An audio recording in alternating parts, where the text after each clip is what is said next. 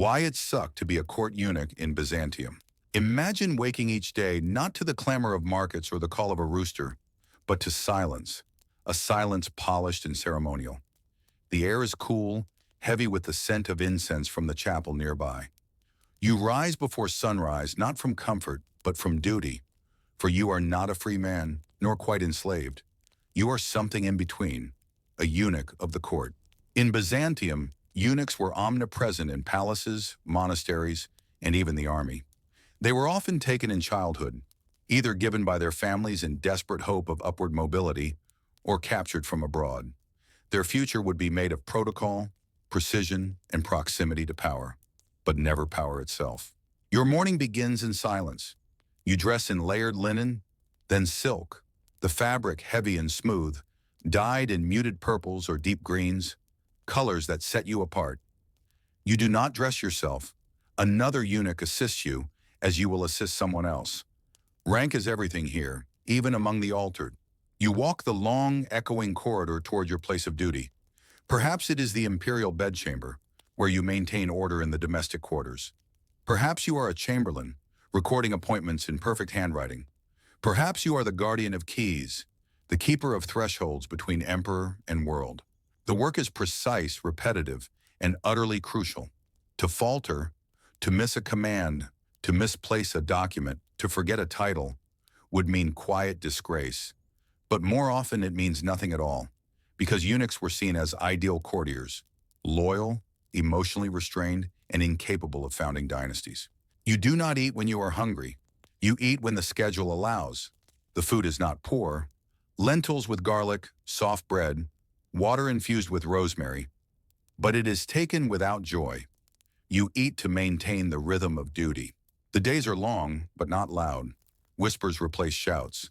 There is no laughter in the imperial halls. The only sound that breaks the stillness is the occasional thud of a ceremonial staff, or the soft brush of sandals on mosaic floors.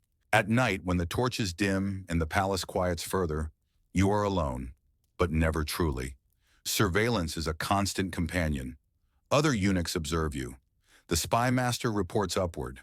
Eyes line the walls like icons. There is no family. You will never hold a child of your own.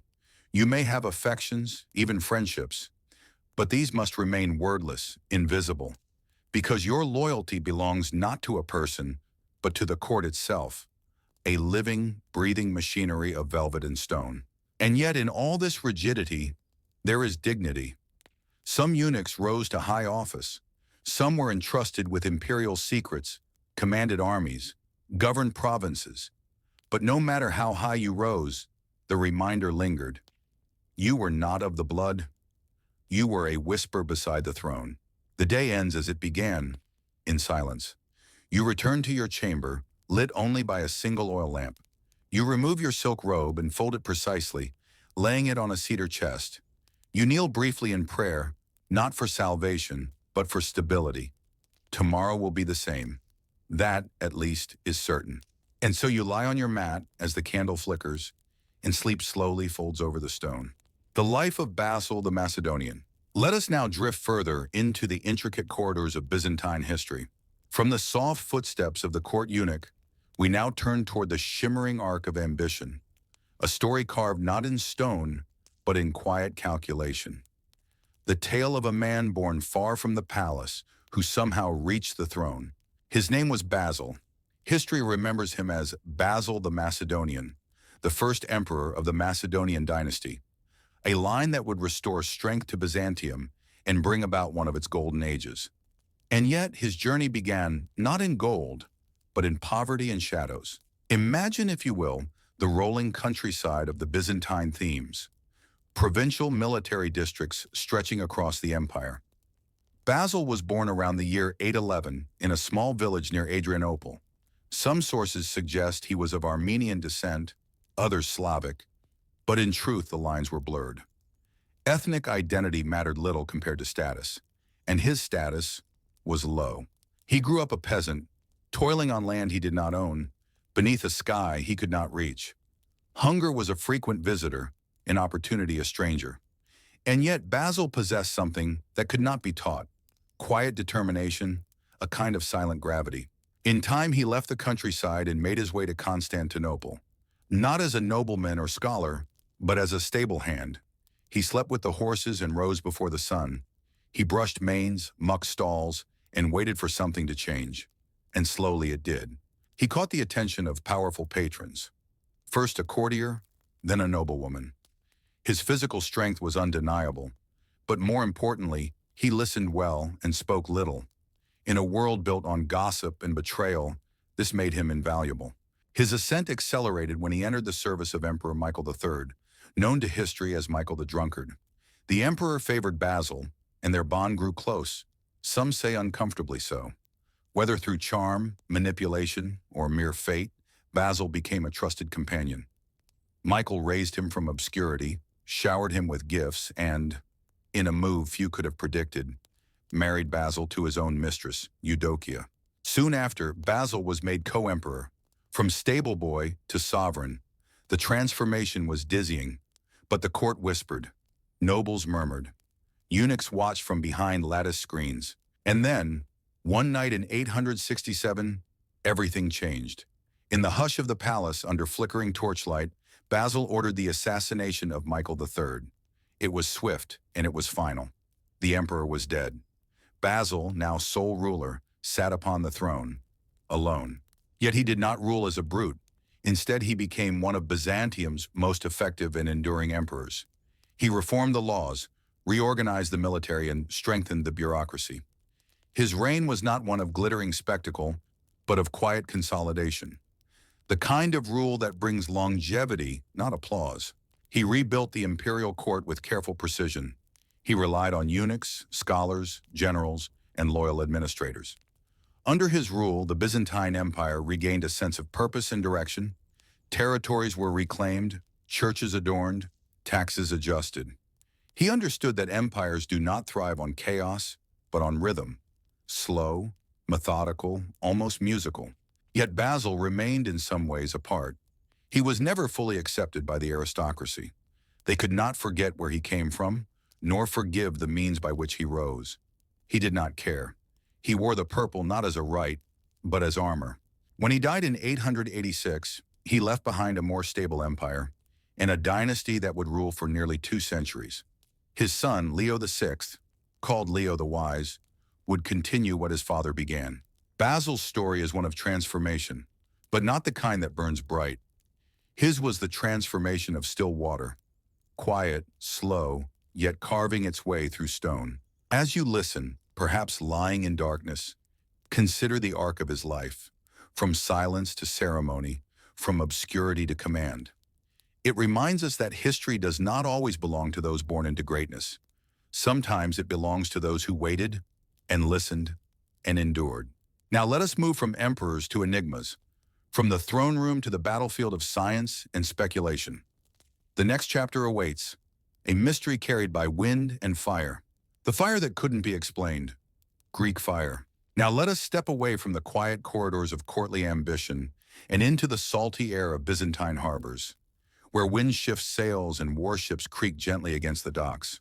Here, in the rhythm of tides and the scent of brine and tar, we encounter one of the most haunting mysteries of the medieval world, Greek fire. Imagine standing on the deck of a Byzantine droman, a long, slender warship, its hull smooth and low against the water. The sea is calm, the oars move in unison, and the sun is just beginning to descend into the Aegean. But despite the serenity, something waits beneath the deck. Something powerful, something secret. Greek fire. To the enemies of Byzantium, be they Arab fleets, Slavic raiders, or rebellious pirates, this was not just a weapon, it was a terror, a flame that clung to water, that could not be quenched, that moved like a living thing. And yet no one outside the empire ever fully understood what it was, or how it worked. Greek fire was, in many ways, a marvel of its time.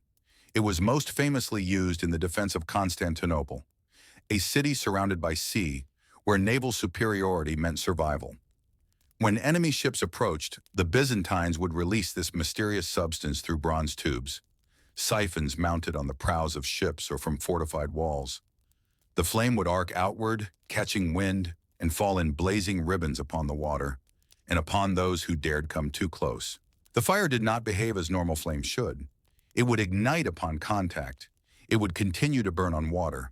It would hiss, crackle, and surge, unnerving even the most seasoned warriors. In an age before chemistry, it seemed almost divine, or demonic. And yet, the true composition of Greek fire was never recorded in any surviving manuscript.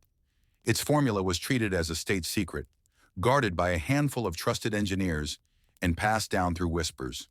Those who knew the formula either never wrote it down or ensured that it died with them. Modern scholars have speculated. Was it a combination of naphtha, quicklime, and resin? Was it petroleum mixed with sulfur and other agents? Was it a pressurized substance or poured by hand? The theories are many. The answers are few. What remains certain is that Greek fire gave Byzantium an edge it desperately needed. The empire was surrounded on all sides, by empires larger and younger, by tides of conquest and faith. But through their mastery of this one elemental force, they held the seas. They bought themselves time. It is worth noting how the Byzantines chose to use it. Greek fire was not deployed recklessly. It was used sparingly, selectively, often as a last resort. There was a reverence to it, not unlike the fear with which one handles sacred relics or ancient keys. Even within Byzantium, the substance was not fully trusted. It was powerful, yes, but also unpredictable. To store it carelessly was to risk a ship's destruction. There are even stories, soft and half-remembered, of ships accidentally set alight by their own fire, of warehouses that disappeared in moments of error. Whether these are true or not, they add to the weapon's aura, a power both divine and dangerous, as if Prometheus himself had lent the empire a favor. As time passed, the knowledge faded. The empire declined, and with it, the formula for Greek fire was lost, buried in the ashes of 1,000 forgotten scrolls, or perhaps in the silence of one last keeper who spoke to no one before the end. What remains is not just a tale of war, but a tale of mystery, of knowledge so valuable it was locked away from the world, and then, like a flame starved of air, extinguished. As you rest here listening in quietude, imagine the paradox, a fire that burned without explanation, and a civilization that held it like a candle in the dark, guarding it not just from enemies, but from the world itself. Now, from the mystery of fire, let us move inward once more, towards silk robes, imperial etiquette, and the invisible codes of power. Our final segment takes us deep inside the rituals of the elite, the rhythms, the robes, and the wordless theater of the imperial court. The purple robe, elite rituals of the imperial court. And now, dear listener, we arrive at the final chamber of our journey. Having passed through the lives of servants and sovereigns, through mystery and fire, we now cross into the stillest part of the palace, the heart of ritual, where silence is choreography, and power speaks not through words, but through presence. This is the imperial court of Byzantium, a realm not defined by shouts or commands, but by the rustle of embroidered robes, the slow turning of golden doors, and the almost sacred stillness of hierarchy. It is a world that moved at its own pace, precise, ceremonial, deliberate. At the center of it all was the color purple, not the ordinary purple of plums or violets, but Tyrian purple, a hue so rich, so costly, and so revered that only the emperor himself was permitted to wear it fully. Derived from the tiny murex sea snail and processed through an arduous, secretive method, this deep purple came to symbolize not only royalty, but divinity. To wear the purple was not just to lead, it was to exist as something slightly apart from the human realm. The imperial robe, known as the porphyra, was more than a garment. It was an extension of the throne itself. When the emperor entered the throne room, often from a hidden door behind a curtain, the robe would shimmer in the torchlight like a fluid veil of dusk. Courtiers and foreign dignitaries would bow or fall prostrate, depending on rank and custom, all without a word exchange. The court rituals were carefully orchestrated. Each movement was dictated by tradition. Where one stood, how one bowed, when one approached, all had been fixed for generations. Even speaking was regulated. Titles and phrases had to be uttered with precision, often in Greek, Latin, or an archaic form reserved only for court usage. To err was not just embarrassing, it was political.